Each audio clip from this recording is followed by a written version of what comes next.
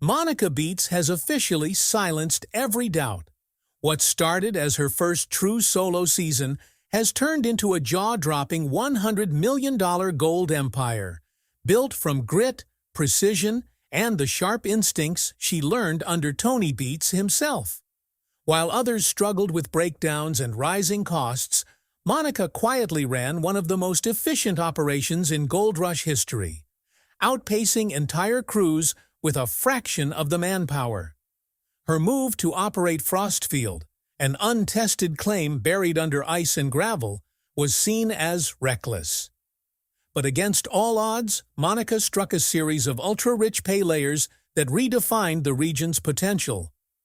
Week after week, her cleanouts stunned even veteran miners. The final tally: a historic 3,000-ounce haul that turned her from Tony's daughter into a full-scale mining mogul. Now, Monica's not just running a claim, she's running an empire. Refineries, land leases, and silent partnerships all trace back to her new company, Aurora 89. Like and subscribe to follow how Monica Beets went from rookie to gold dynasty builder in one record-breaking season. The cameras weren't supposed to roll that day. The scene wasn't scripted, but what happened at Paradise Hill became the moment everything changed. Tony Beets stood beside the wash plant, yelling over the engines, demanding the cut be widened another 20 feet. Monica, covered in dust, snapped back. She'd warned him the ground was unstable. The argument cut through the noise, echoing across the pit. It wasn't just frustration. It was years of being overshadowed, dismissed, told she was only part of his operation.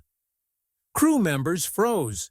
You could feel that the line between father and foreman had finally broken. Then came the silence, a hard, heavy kind that hangs in the Yukon air. Monica ripped off her helmet, tossed it across the mud, and started walking. The camera followed from behind, her figure framed by the blinding glare of floodlights and the slow churn of excavators. Someone called her name. She didn't turn back. One of the boom mics caught her words as she climbed into her truck. "I'd rather lose everything on my own than win chained to someone else's empire." Within hours, the Gold Rush production office erupted. Contracts were pulled. Schedules rewritten. No one knew where she went. Her trailer emptied, comms shut off, every trace of her vanishing into the Yukon dark. Even Tony stayed quiet on camera, which, for him, said more than words ever could. 3 days later, a single post appeared on her social feed. Black background, white text. "Some gold isn't in the ground. It's in what they told you not to dig." Fans thought it was just a quote, but insiders knew it was a message. Monica Beets wasn't done mining. She was done asking permission. What happened next wasn't part of any show. Weeks later, a woman matching her description was spotted at a government records office in Whitehorse, signing documents under a new name, Aurora 89 Limited. The clerk didn't think much of it. Small leases trade hands all the time, until she saw the coordinates. It was a place called the Frostfield, an abandoned claim far north of Dawson. Tony Beets himself had once dismissed it as worthless, too remote, too expensive, too dangerous. The permafrost there was like concrete. It had swallowed entire machines whole. No miner had touched it in over 30 years. But the records Monica found told a different story. Handwritten survey logs from the early 80s showed strange patterns. Weak gold readings on the surface, but massive density spikes nearly 100 feet down. Old tech couldn't reach that deep. New tech could. And Monica, it turned out, had been planning something far more advanced than anyone realized. She arrived at Frostfield in early thaw, a battered pickup loaded with salvaged gear and a single portable rig. The place looked haunted. Rusted cranes leaned like skeletons against frozen walls. Half-buried excavators poked from ice like fossils of failed dreams. Wind howled through twisted metal, carrying whispers of all the miners who'd tried before her. And lost. But Monica didn't see ghosts. She saw an empire waiting to be reclaimed.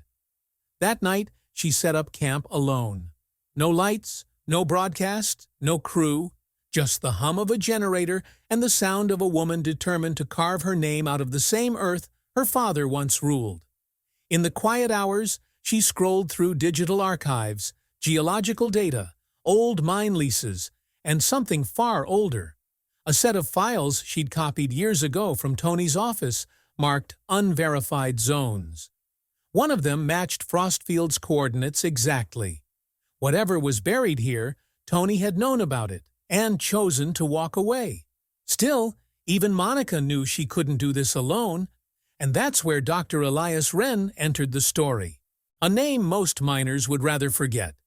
Once a top engineer in Dawson, Wren had been banned from operating heavy machinery after accusations of illegal modifications to government-leased dredges. But rumors said he'd been experimenting with vibration-based extraction tech, something capable of breaking frozen layers without traditional explosives. Dangerous, unstable. The kind of method that could bring the Yukon to its knees if used wrong. Monica tracked him down, living off-grid near Keno City, surrounded by broken drills and old patents. He didn't recognize her at first, just another miner chasing fool's gold, until she dropped a folder of old survey data in front of him. "You built machines to reach where others can't," she said. "I've found ground no one can reach." Wren stared at the data, tracing the depth markers with shaking fingers. "This fault line," he muttered, "it shouldn't exist." "Not at that density," Monica simply said. "Then it's time we test it." Together, they built the Worm, an experimental underground pressure drill shaped like a coiled serpent, capable of vibrating frozen earth into liquid mud without collapsing the surrounding ice. Instead of crushing rock, it resonated through it, using frequency mapping to find gold pockets invisible to traditional radar. The device could run silently, leaving no seismic signature, meaning no rival claims would detect her digging. Wren was hesitant. He'd seen what happened the last time someone tried to weaponize vibration tech on permafrost. Entire hillsides had liquefied. "Once you start digging with this," he warned, "everyone will know you're after something they missed." Monica didn't flinch. That's the point. The following week, Frostfield came alive under midnight skies. Steam rose from the ground where the Worm drilled into the ice, glowing orange under the floodlights. The sound was low, like thunder trapped underground. Cameras, if any had been there, would have caught a surreal scene. Monica, standing over the control panel, face lit by readouts, eyes locked on the monitor showing the first pulse returns. Gold signals appeared almost immediately, not scattered flakes, but concentrated veins, something massive, almost unnatural. Wren leaned close, disbelief creeping in. "Whatever's down there," he whispered, "it's not a normal deposit." Monica didn't answer. She adjusted the controls, pushed the drill deeper, and muttered to herself, "Let's see what they buried." By dawn, Frostfield shivered beneath the ice, meters spiking and fading as if the earth itself was alive. Monica's breath fogged the glass, a faint smile forming. This wasn't just mining anymore. It was a hunt for something her family had hidden decades ago. Later that night, driven by the day's discoveries, Monica returned to an old shed she'd cleared from her family's first Yukon camp. Among relics of the past, she unearthed a rusted red toolbox belonging to her grandfather. Inside, beneath worn drill bits and a faded Beets mining patch, a small flash drive wrapped in electrical tape caught her eye. The label read, "Delta Survey 1979. Sliding it into her laptop, Monica felt the pieces beginning to fall into place. The files opened slowly, as if reluctant to be seen. Maps appeared, gridded diagrams of the Frostfield region she was already working. But these were different. They went deeper. Layers of geological data ran hundreds of meters below anything in modern records. Coordinates flickered across the screen, and every few seconds the program glitched, revealing small red markers arranged in a spiral formation. Embedded in the metadata were encrypted notes referencing something called the core deposit. According to the field logs, it was a theoretical convergence point, a place where multiple ancient riverbeds had collided beneath glacial shifts, forming a natural trap for heavy metals, a perfect vault for gold. Her pulse quickened as she recognized the handwriting in the annotations. They weren't her grandfather's, they were Tony's, written decades earlier during his first Yukon years. He'd known about this. He'd mapped the same structure she was drilling now, and walked away. The reason was buried in the final report. Permafrost too volatile. Risk of total collapse. Tony had deemed it impossible, sealing the data away, never telling anyone. Monica sat back in her chair, eyes reflecting the faint light of the monitor. The room was silent except for the hum of generators outside. For a long time, she didn't move. Then, slowly, she smiled. Her purpose shifted in that moment. She wasn't mining her own claim anymore. She was unearthing the family's hidden chapter, reclaiming what her father had abandoned. Not for greed, but for legacy. From that night on, everything went dark. Literally. She ordered her team to shut down any non-essential power sources. No social media. No check-ins. No signals. For 6 months, Frostfield became invisible to the outside world. Operations ran strictly by night, the valley lit only by dim floodlights and the slow rhythmic pulsing of the worm as it chewed through frozen strata. By dawn, every trace was buried again, tracks smoothed, heat signatures erased. She even had Wren install radio scramblers to block drone detection. To the mining regulators, the Frostfield was lifeless. To Monica, it was roaring. Deep beneath the permafrost, the drill pushed past the limits of previous expeditions. 100 feet, 150, then 200. At those depths, the air smelled like sulfur and time. When the slurry pumps began pulling up material rich in metallic dust, Wren stared at the spectrometer in disbelief. The readings were obscene. Layers of quartz fused with gold, shimmering even under the sterile light of the core lab. Each tray they opened seemed to breathe wealth. They said nothing to anyone. The samples were catalogued, melted, poured, and recast into unmarked bars. She used an old warehouse near Mayo as a temporary foundry, its walls lined with heat-proof blankets to muffle the glow. No paperwork, no witnesses. Each shipment left the valley wrapped in canvas, labeled as hydraulic couplers and pressure valves. Later, one of the crew, bribed by a rival miner, leaked a few seconds of video footage online. It showed Monica standing knee-deep in loose gravel, floodlights throwing long shadows across her visor. Her gloves caked in glittering dust. The clip went viral overnight before being pulled, but not before millions saw it. "She's found it," one headline claimed.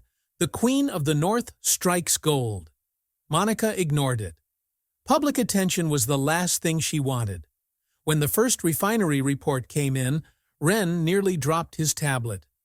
The yield was pure, 99.8% unalloyed, something no Yukon assay had ever recorded. $12 million in a single shipment.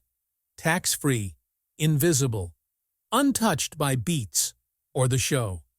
She ordered it stored under Aurora 89's name in an offshore account, untraceable through shell corporations registered in the Caymans. The empire was taking shape quietly, line by encrypted line. But moving that much gold without notice required a different kind of expertise. And that's when she reached out to Greg "Hawk" Morrison. He'd been a bush pilot back in the day, the kind who flew freight through blizzards, and later ran covert Arctic cargo runs for private clients, the kind of man who didn't ask questions. When Monica offered him a contract to transport equipment from Dawson to Anchorage, he didn't even blink.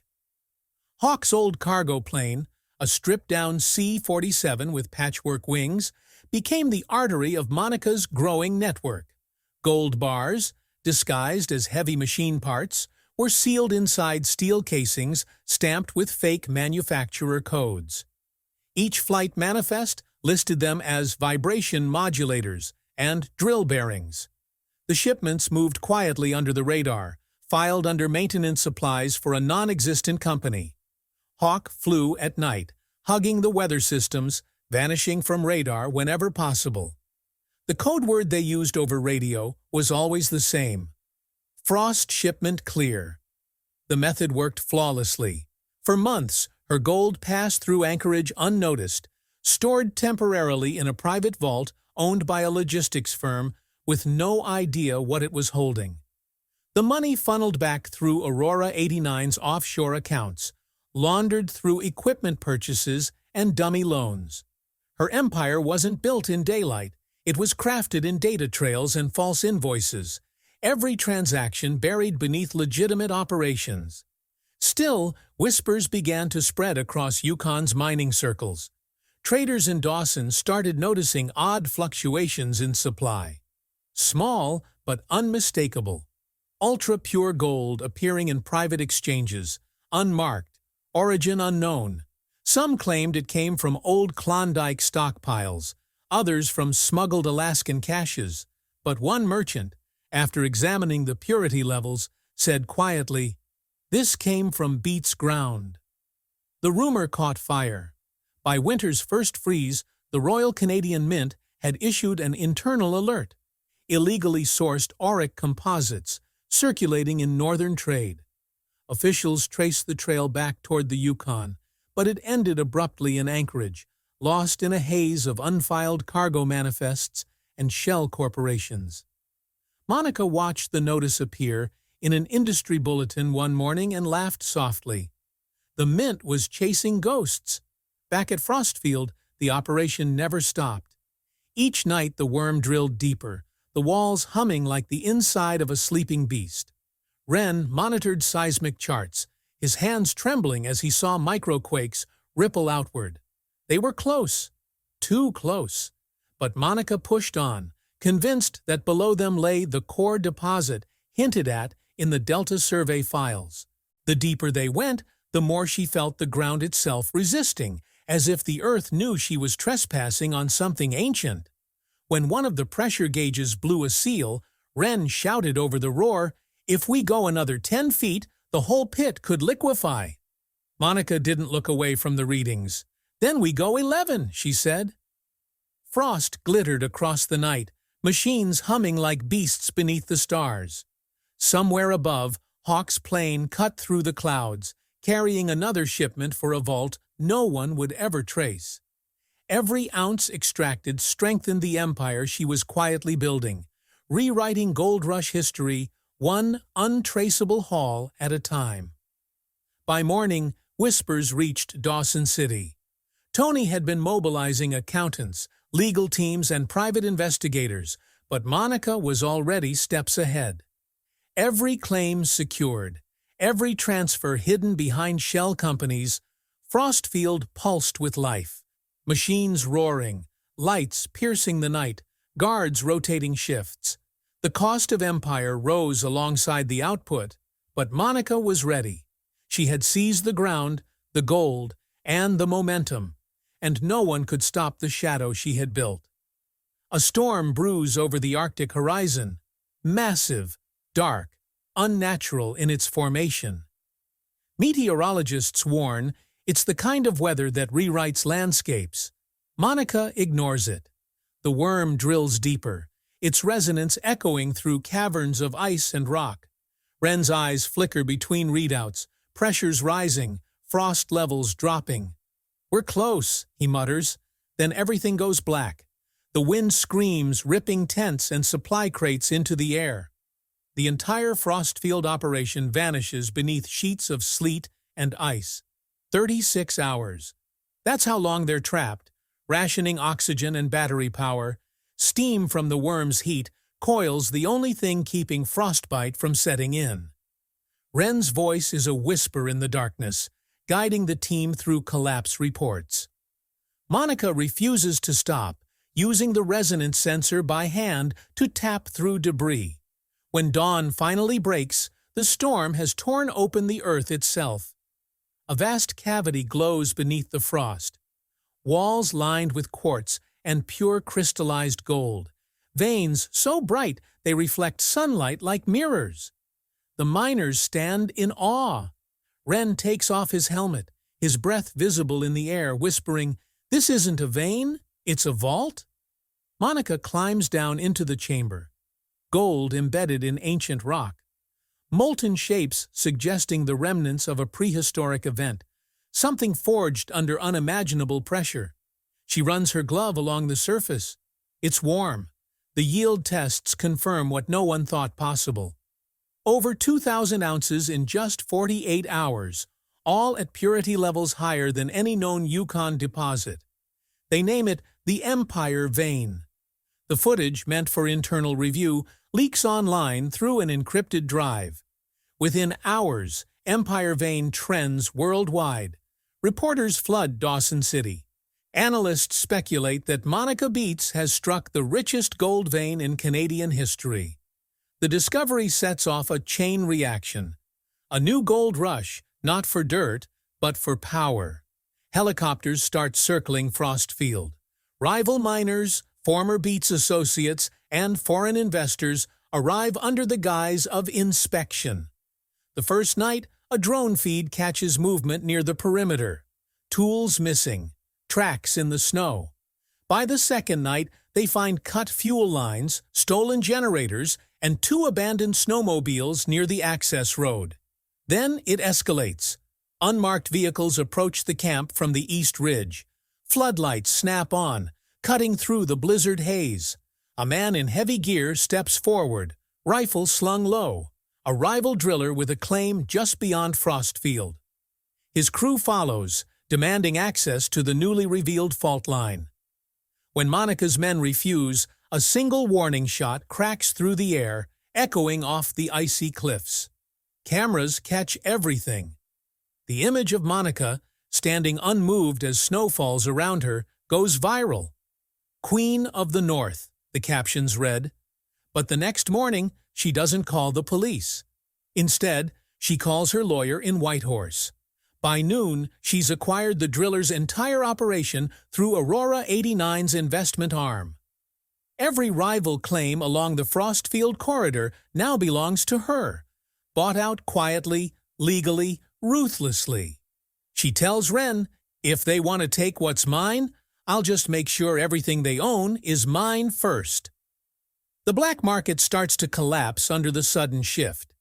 Dealers who once traded Beets region gold now report shortages, while Monica's bars, identifiable by microscopic purity markers, begin appearing in Switzerland and Dubai. Even the Royal Canadian Mint takes notice, issuing an official alert about illegally sourced auric composites. But Monica's paperwork is flawless. Every ounce logged, every route disguised, every manifest airlocked in encrypted databases. As rumors spread, Tony's name resurfaces in news feeds. Old footage, interviews, flashbacks of him calling Frostfield too dangerous, too dead. Now his daughter's discovery makes him look either blind or complicit. Reporters hound him at Paradise Hill, shouting questions he refuses to answer. Monica watches from her camp office, silent, expression unreadable. Ren approaches with a new report, seismic readings from deeper beneath the Empire Vein. A hollow space, metallic resonance, something massive below. Monica studies the printout. The data looks eerily similar to the files on her grandfather's flash drive. The coordinates match an unmarked layer labeled Delta Core. She traces the symbols with her gloved hand. "We've only found the surface," she whispers.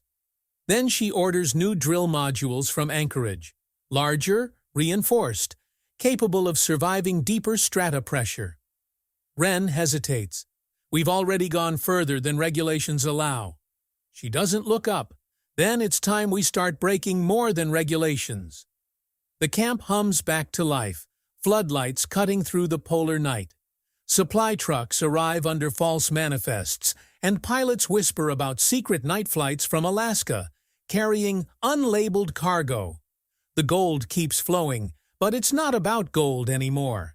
It's about legacy, and whatever lies buried beneath the Empire vein that her grandfather, Tony, and every miner before them tried to keep hidden. Frostfield had become the center of a quiet war, corporate, personal, and mythic. The deeper they drilled, the stranger the readings grew.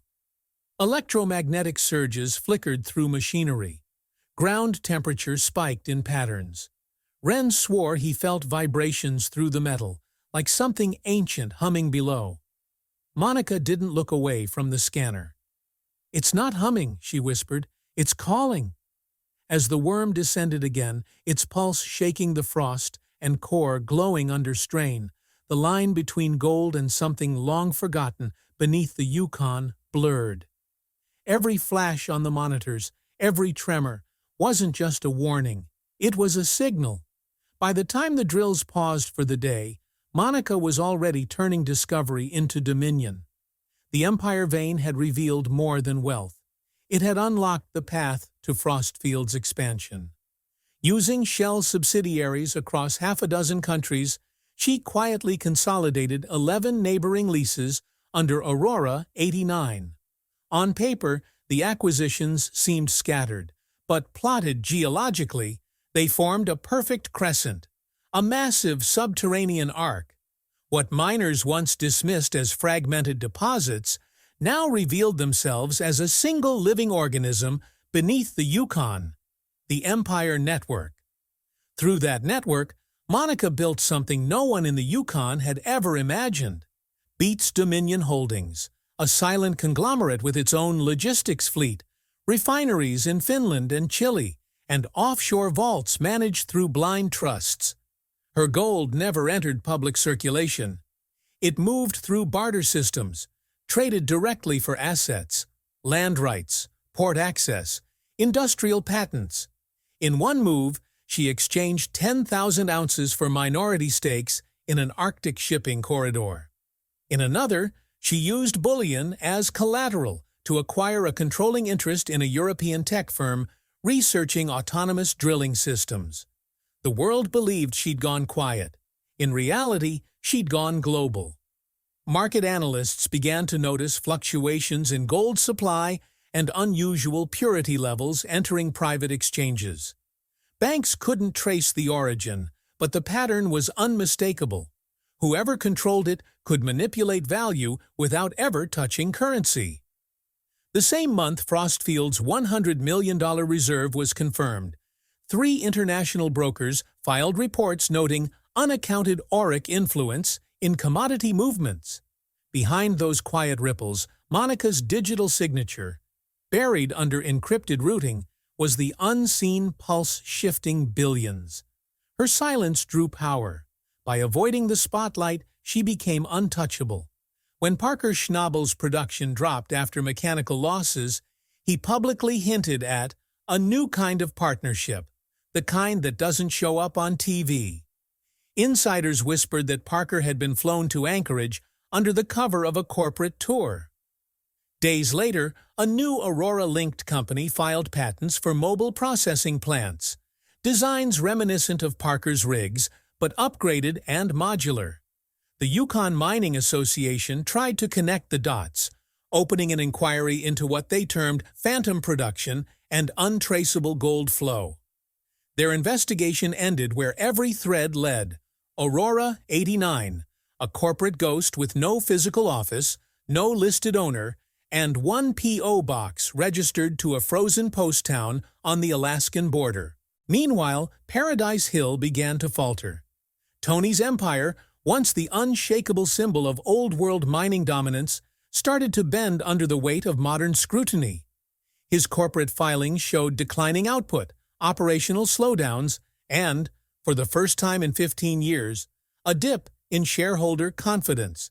But before speculation could erupt, a quiet counterbalance appeared: new capital injections into his accounts, anonymous legal counsel covering his environmental fines, and settlements arranged with surgical precision. It wasn't until a journalist uncovered court documents from Whitehorse that the truth began to leak. The legal defense for Tony Beets' violations was being financed by a branch of Beets Dominion Holdings. The revelation set off a media frenzy.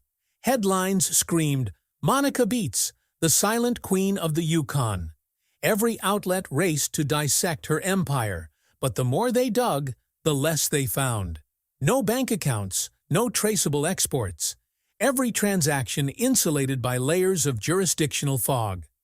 When pressed by a reporter outside her Anchorage warehouse, Monica offered only one line: "Empires don't destroy each other. They merge." In private, Tony confronted her.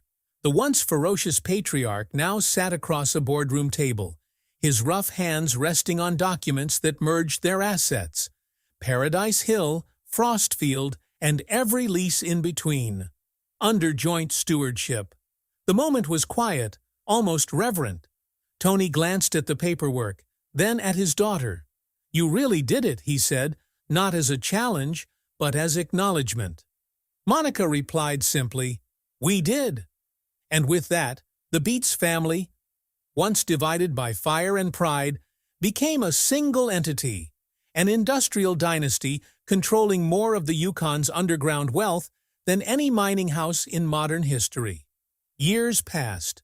The Frostfield tunnels were sealed under government orders after safety violations, but satellite readings continued to show unusual heat signatures, the kind generated by active drilling. Analysts claimed 80% of the gold reserves beneath Frostfield remained untouched. Even with her empire now spanning continents, Monica refused interviews. Her last verified appearance was at a logistics summit in Helsinki, where she spoke for 7 minutes about resource sustainability, then vanished before press access. Yet rumors persisted. Shipping manifests showed unexplained Arctic cargo moving through Iceland and Alaska, destinations linked to newly founded shell companies under the Aurora lineage. Locals near the Yukon border claimed to have seen convoys moving at night. Unmarked trucks, heavy equipment covered in frost. Pilots whispered about coded radio calls referencing core deposit access. Some said Monica was funding a new generation of Arctic digs, not for gold, but for what her grandfather's 1979 survey had called the core. Then came the clip, a grainy drone recording that appeared without warning on an anonymous upload site. It showed Monica walking across the sealed Frostfield Ridge at sunrise, snow glowing gold around her boots. The frame caught her silhouette as she stopped at the old drill site. Her hand brushed the surface, where a faint shimmer pulsed beneath the ice. A slow, rhythmic glow, like something alive still beating beneath the permafrost. The video ended with audio, faint, distant, and unmistakably her voice from an unreleased interview years earlier. "I didn't find gold. I built it. And it still grows under the ice." The feed cut to static.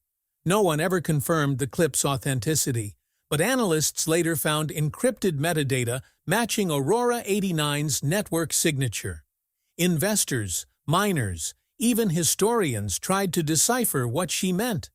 Some said she'd perfected an automated mining system capable of self-replication beneath the Arctic layer. Others believed she'd discovered a geological phenomenon, gold still forming under extreme resonance pressure. Whatever truth lay beneath Frostfield, one fact remained unshakable.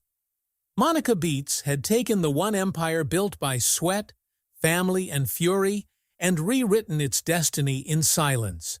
No banners, no headlines, just the hum of machines deep below the tundra, building wealth that no man could ever own again. And somewhere under that endless ice, the empire vein still shimmered, alive, evolving, and waiting for the next Beets to answer its call.